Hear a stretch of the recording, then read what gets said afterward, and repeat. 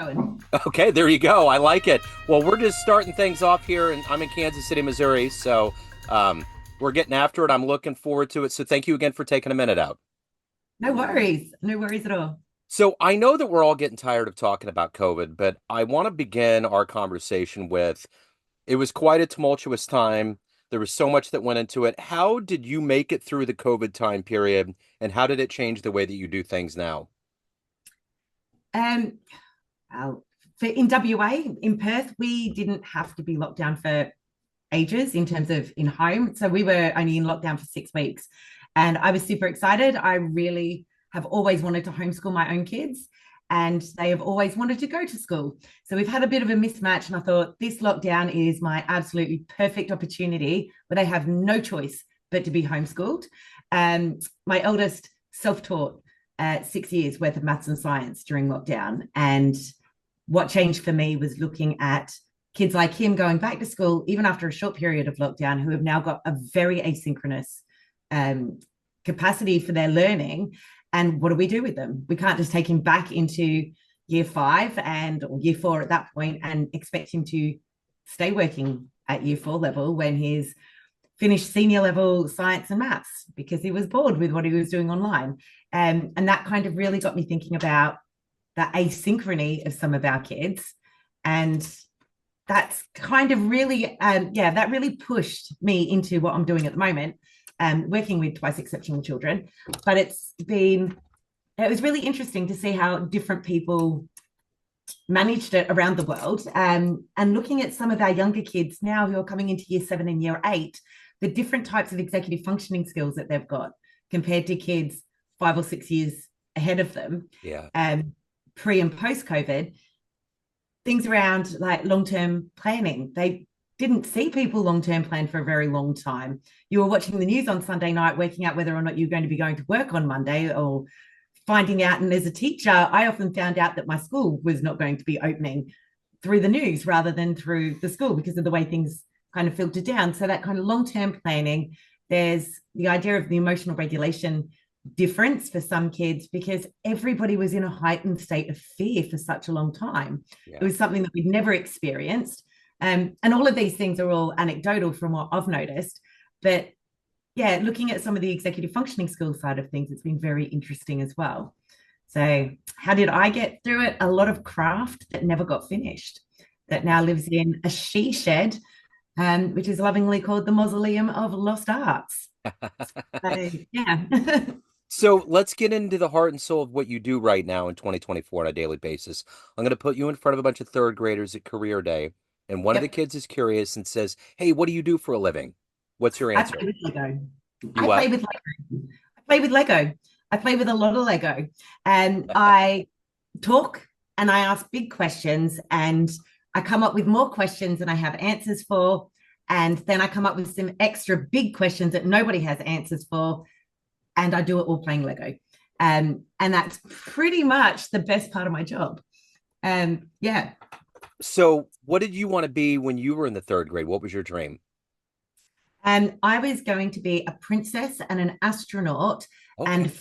famous and a teacher all at once. I think I was Yeah. going to do it all. I don't know. I don't think my parents always said that they knew that I was going to be a teacher. I didn't decide to be a teacher until after my first gap year, when I decided that I was going to do nutrition and got into a nutrition course at uni, deferred it for a year, didn't know what to do. So went and just did primary school teaching, Yeah. which has been the best just I've ever done.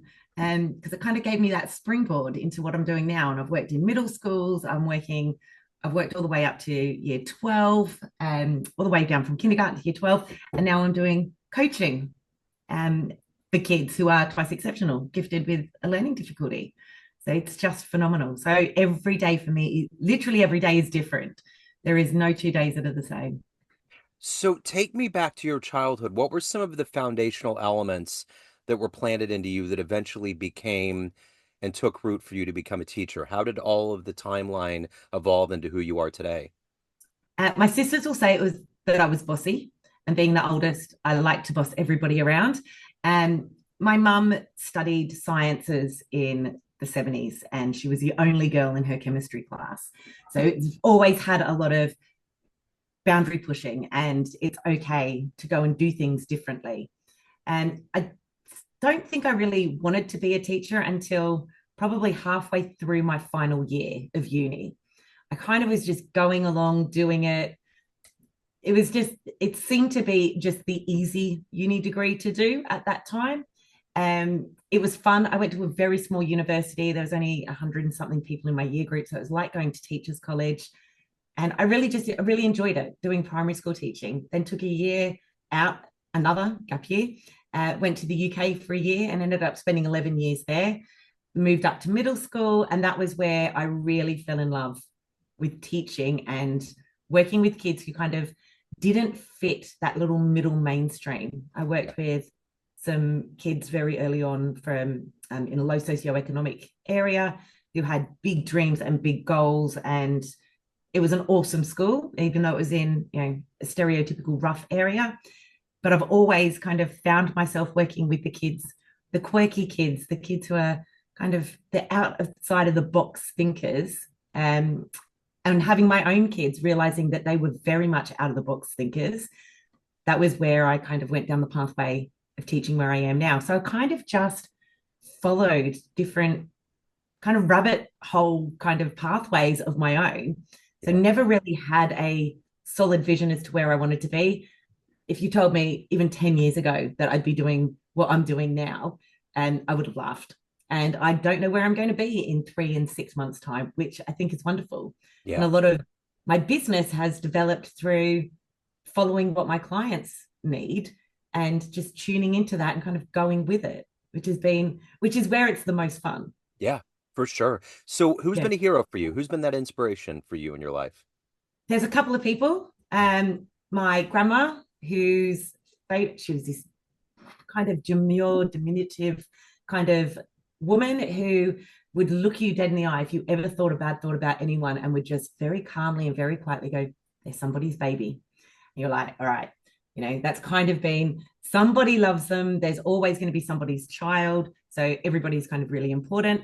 My mum, for doing all the study that she did across the years, she had a major career change with about 5 years of her career, of her working life left, and ended up working internationally. And it was one of those, I'm not 100% sure if I'm qualified for this job, but if I don't throw my hat in the ring, I'm going to regret it. Threw the hat in the ring and ended up with the position and an awesome kind of ease into retirement working internationally, which was brilliant.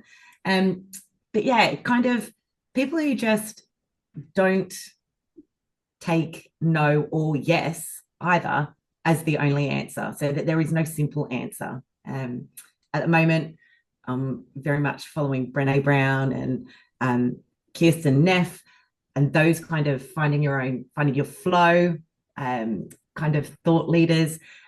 George Curious, who is all about the innovator mindset for kids. They're the people who are kind of inspiring me at the moment. But yeah. So what is the motivation for you every day to wake up to do this work? Because you, as a teacher, you have to give a lot of yourself to help them, but you also have to evolve yourself as a human. What is that collective energy for you? For me, I don't want any parent or child to ever go through what I've ever had to go through. So I've had to advocate incredibly hard for my kids to have their needs met. Both of them are gifted, both of them are ADHD, and our education system is still very deficit focused.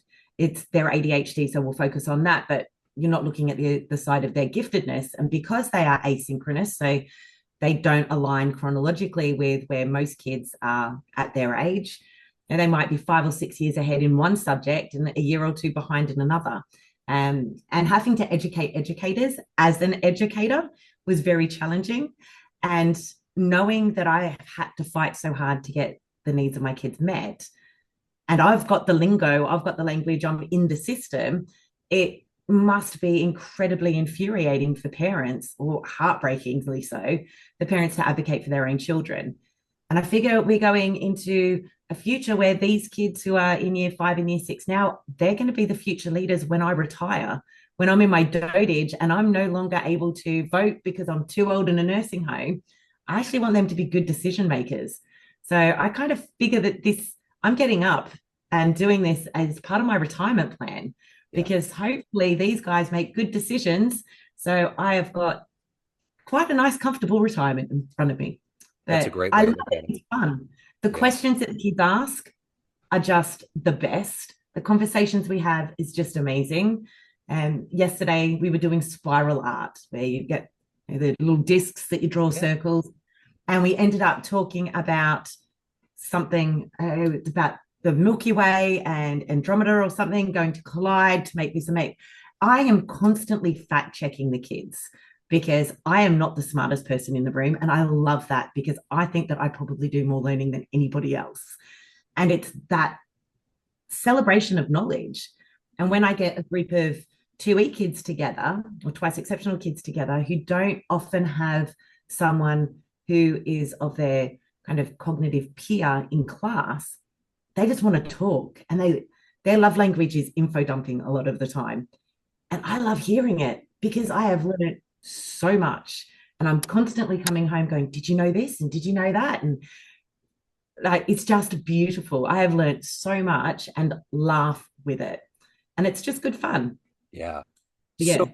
let me ask you this. Speaking of youth, if you had a dream tonight, you ran into the 18-year-old version of you. You could give Yep. that young version of you a piece of advice based on the life you've lived, the wisdom you've gained. What advice would you impart on that young version of you? Be you. Be your weird self because your weird self is beautiful. And don't hide the weird because it takes too long to find it once you lose it. And it will come back, but it takes, for that 18-year-old, it took them nearly another 18 plus years to find their weird again and find their groove. And your weird will find other weird, and your quirky will find other quirky. And it's what people, it's how you connect. You find your tribe, your neuro tribe, and you just connect with those people, and then life is fun. And yeah, it's about not losing the fun and not losing your identity, who you are. And it's hard as Absolutely. a kid. It is absolutely hard as a kid when you are neurodivergent and you don't fit anybody's narrative. And when you're twice exceptional, you've got a very unique kind of neurodivergent profile. And it's very, very difficult for you to find anybody who is similar to you. And being able to find someone who's similar to you is so very important, but you often lose a lot of yourself while you're on that journey of finding somebody who is like you. And then you have to unmask and, yeah, find your weird and just hold on to that. And it's beautiful. It's an interesting point because my son's on the spectrum. He's 19, on the autism spectrum, and my stepdaughter's was in advanced classes, so that was interesting, and finding people that they were compatible with. So I've seen it firsthand how it can be a challenge, and the modern world's a weird place too, with the way that kids run into each other and do their thing. Everything's more advanced. The kids now are learning things at an early age that we weren't even exposed to until we were in high school. So all this modern living and being young and all of the things that are happening is a whole different game from what I was used to. Yeah, same. Going back into nature as well is really important. Yeah. Get your feet dirty. Uh-huh. Like literally get your feet dirty. Put your feet in the sand. I'm lucky I live near a beach, so I can go and put my feet in the sand. Take your shoes off and walk on grass Yeah. and just connect Yeah. because there is so much disconnect in society as it is, Sure. even though we are so connected through all of the technologies that we've got.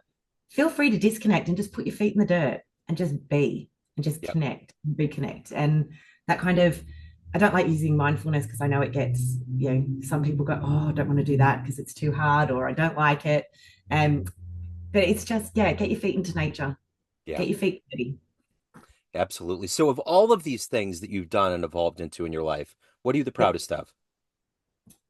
Starting my own business.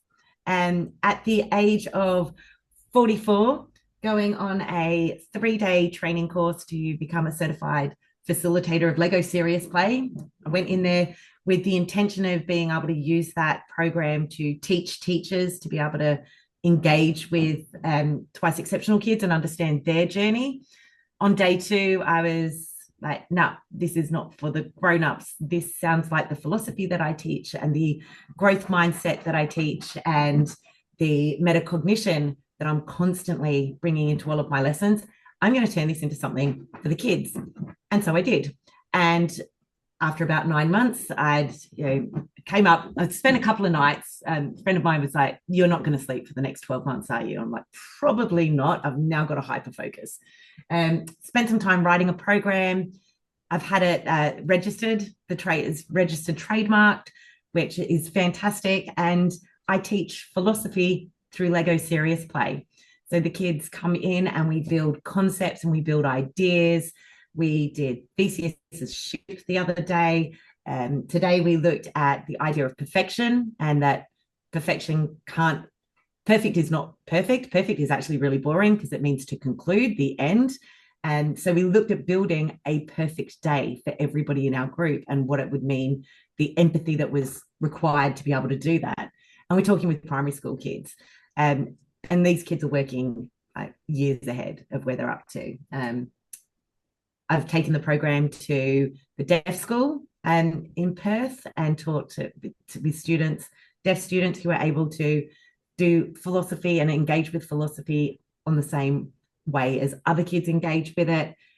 It's a very psychologically safe program, which is really important for me because of a lot of my kids are ASD and ADHD, and for them to be able to access something with that psychological safety where I'm sharing a concept and I'm being able to verbalize and visualize something that is quite a difficult idea to get across. And sometimes we'll build things and go, I still don't have the words for what I'm trying to get over, but this is what I've created. Where are the symbols in there? And everybody helps each other kind of unpack it and talk about big ideas. And then they become group ideas. Yeah. And those group ideas get bigger and bigger and bigger until we get to the point where we finally get to, I don't know. And when we get to the point of, I don't know, we know we've done philosophy well because we don't have anything else to contribute at that moment that doesn't need us to not go out and do some extra research. And it's that I don't know that's the exciting bit, because it's right, we don't know, but how are we going to find out? And how are we going to know when we know? Yeah. And we get a lot of, oh, my brain is aching, which is just perfect. Yeah. And it's good fun. So at the end of the day, everyone has a perception of you. Family, friends, students, everyone around you, but you run the show. What's your perception of you? Who do you think you are? I think I'm actually becoming me for the first time. I've had to work. I was late diagnosed ADHD and identified gifted late as well. So I've got a lot of unpacking to do. It's only been the last 4 years that I've known that I'm ADHD. So a lot of that stuff that I did that I'm now unmasking and able to just embrace. I am extra. I'm a bit of a maverick. I am passionate about singing, but I am totally tone deaf. I really love being able to put the tune for the day or whatever my chores are to the theme tune of Baby Shark, because that helps me. That's one of my crazy stims at the moment. I'm creative and I'm being far more unapologetic for filling up a room and taking my space, not taking other people's space, but filling my own space. That's a really hard question. I like it. It's a really good one. Good. Yeah. It seems like a dissertation, but you did really well at summing it up and kind of making it into a tweet. So if anyone wants to reach out, learn more about what you're doing, get involved, any of the good business, where can they go? Best place to go is the website, which is www.cultivatingcuriosity.com.au. And that's where you'll find the blog, information about the holiday program and the other things that the other PDs and professional developments that I run. And there's a link to that to the Facebook page, but I can't remember what the Facebook page is called. So the website is the best place to go. Perfect. Amanda, this has been wonderful. Good for you for doing this work. It's so important, so vital. I appreciate it, and keep doing it. Thank you so much for having a chat. It's lovely. Absolutely. Enjoy your evening and into tomorrow. I appreciate it. Fantastic. You take care.